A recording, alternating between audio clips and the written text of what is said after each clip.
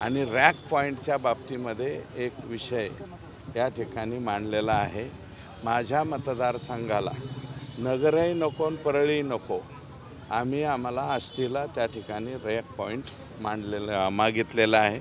इतर लोकप्रतिनिधी त्यांच्या सोयीने मांडला आहे, परंतु सगळ्यात जास्त आणि सगळ्यात महत्त्वाचं चर्चा म्हणजे जे कृषी सहाय्यक आहे त्यांच्या टप्पा 3च्या संपावरती आहे। तर माझं मत, आमच्या सर्वांचं मत असं आलं की या बाबतीमध्ये हे जे आहे ते यावेळेस संप केला नाही पाहिजे।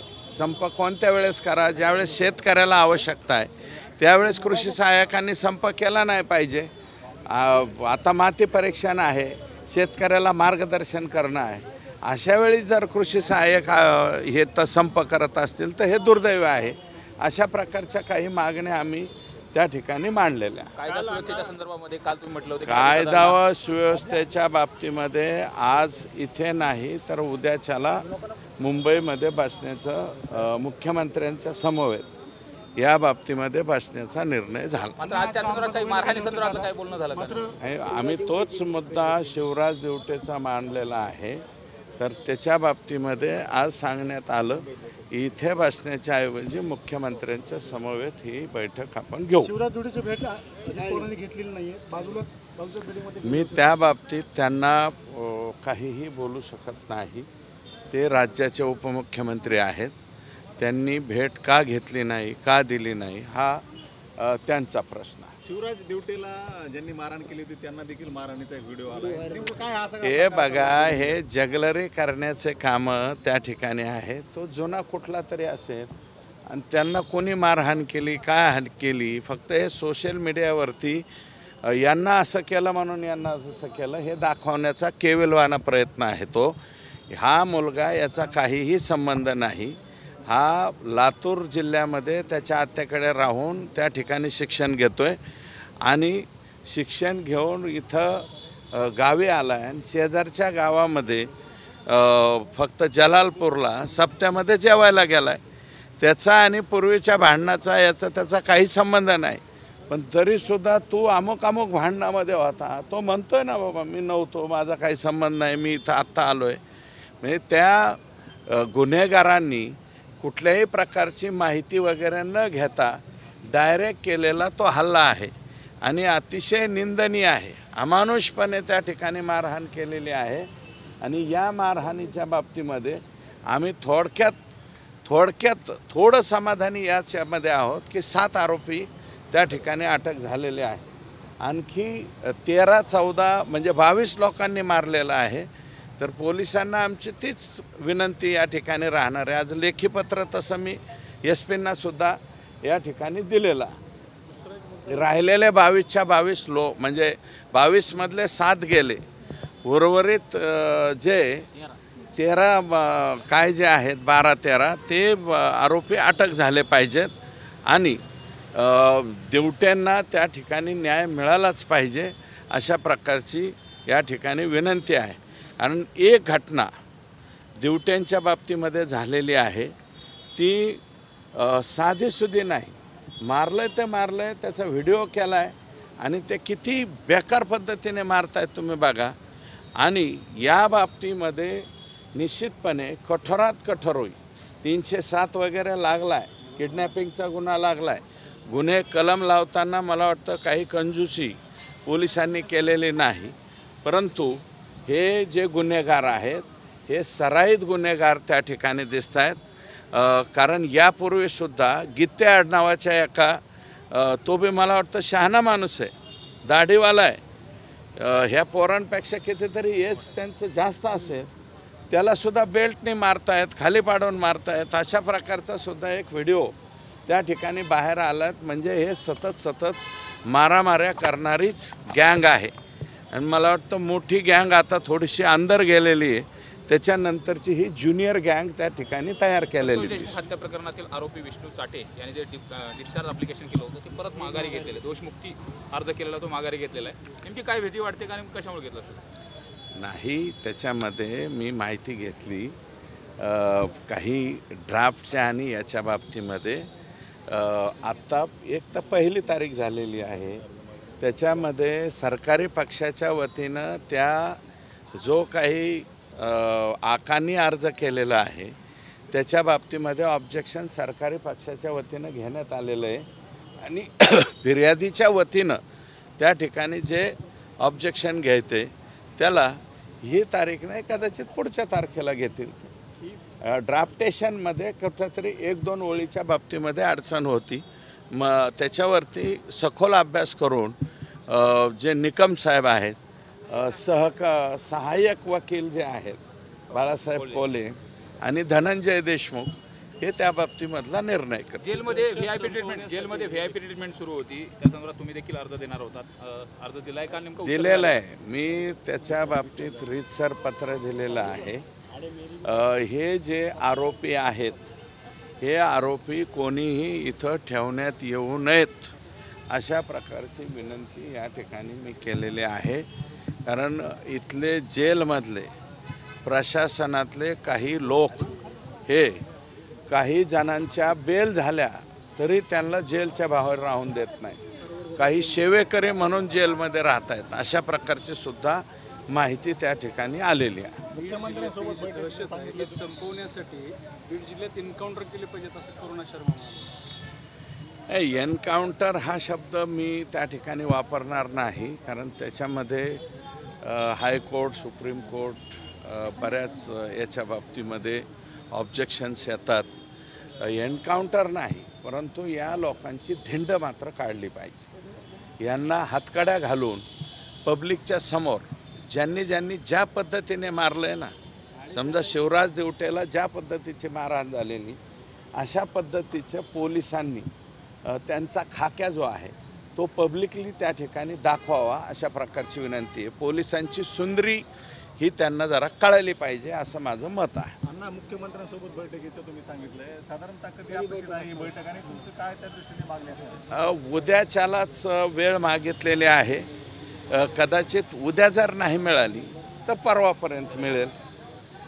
कारण नाही, बऱ्याचशा गोष्टी आम्ही ज्या आता पब्लिकली सांगू शकणार नाही की बाबा घटना संतोष देशमुखांची एवढी भयानक घटना झाल्याच्या नंतरसुद्धा काही कायदा व सुव्यवस्थेच्या बाबतीमध्ये सुधारणा होणं गरजेचं होतं, परंतु काही तालुक्यामध्ये विशेषतः बीडच्या पूर्व भागामध्ये, पश्चिम भागामध्ये एवढा प्रकार नाही आहे असं मला वाटतं. जे काय होतं आहे ते माजलगाव, अंबाजोगाई, परळी इकडंच जास्त त्या ठिकाणी होतं आहे. माजलगावात बाबासाहेब आग्यांचा मर्डर, त्याच्यानंतर एक साधा धाब्यावरती कशामुळं मारहाण केली तर नाही साधं अगदी किरकोळ भांडण होतं आणि त्या धाब्याच्या मालकालाच मारून टाकला, तो त्याच्या लेकराला मारलं, त्याला मारलं. इतकी भयानक परिस्थिती या ठिकाणी निर्माण होते. या बाबतीमध्ये काही निर्णय निश्चितपणे घ्यावेत अशी प्रकारची विनंती आता आम्ही मुख्यमंत्र्यांनाच करतो. याआधी पोलीस अधिकाऱ्यांच्या बदल्याकडे सांगितलं होतं, झाल्यात का बदल? एसपी काम करतात, आम्ही एसपींना जे काही लेखी पत्र द्यायचे, डीजींना द्यायचे, ते लेखी पत्र दिलेले आहेत.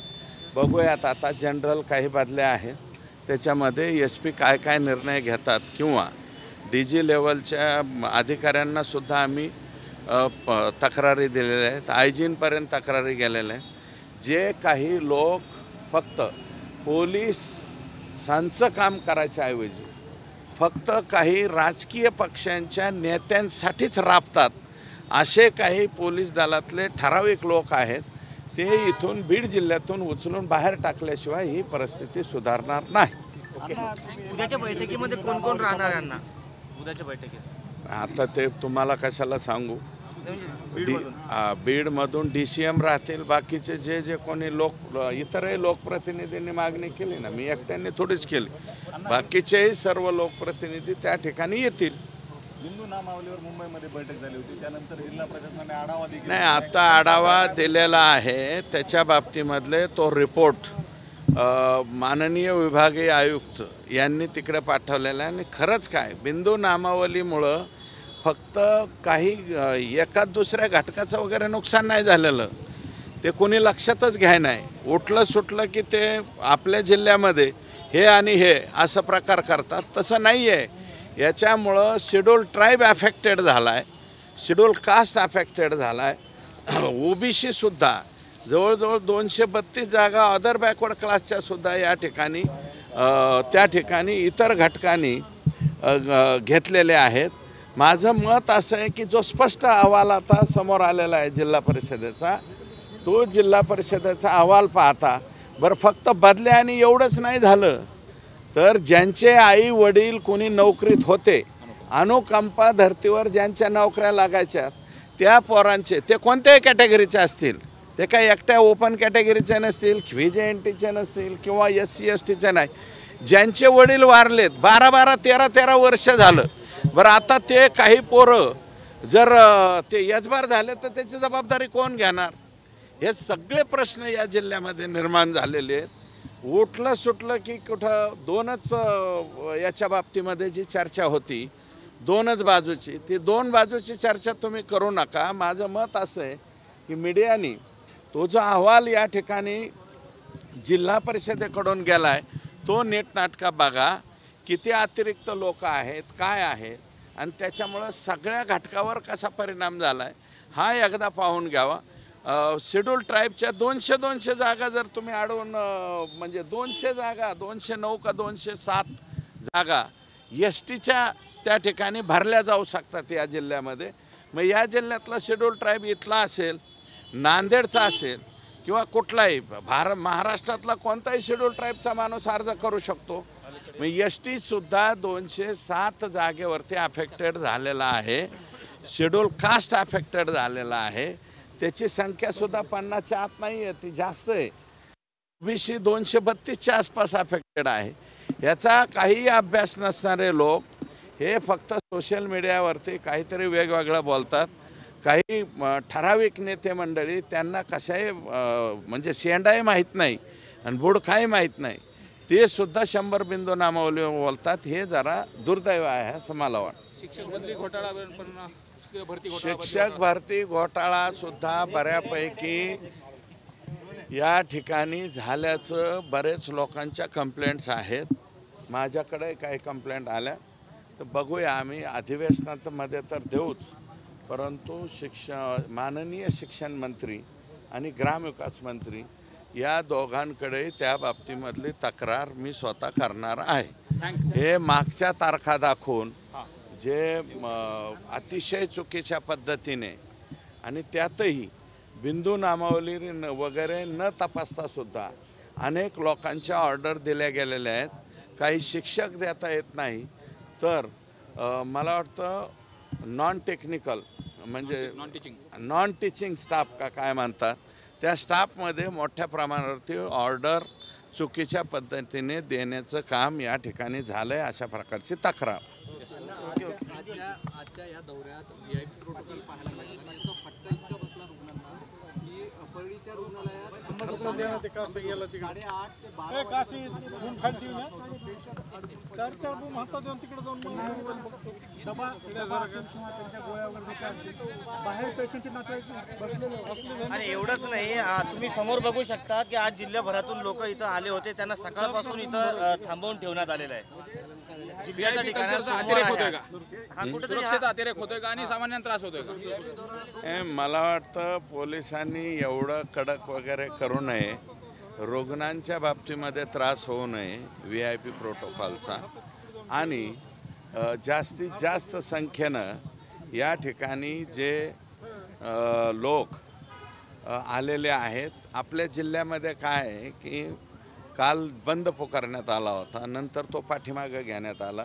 आणि दुसरी गोष्ट, हे पहिल्यापासूनच अनेक लोकांना सवय पण आहे, DPCची मीटिंग आहे, चला आपल्याला काहीतरी मंजुरी मिळते का.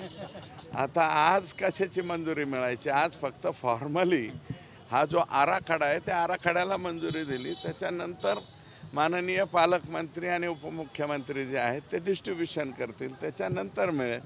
पण मला असं वाटतं की काही बहुतांशी लोक वेळ न घेता सुद्धा आलेले आहेत. परंतु माझं मत असं आहे की कडक करावं, त्यालाही काही लिमिटेशन ठेवले पाहिजेत. हा बीड जिल्हा आहे. बीड जिल्ह्यामध्ये सगळ्याच लोकांना इकडून तिकडं तिकडून इकडं जावं यावं लागतं. बऱ्याच पक्षाचे बरेच लोक इकडून तिकडे जातात, त्यामुळं त्यांना जरा फ्री माइंडली फिरून द्यावं अशा प्रकारची विनंती आहे. थँक्यू.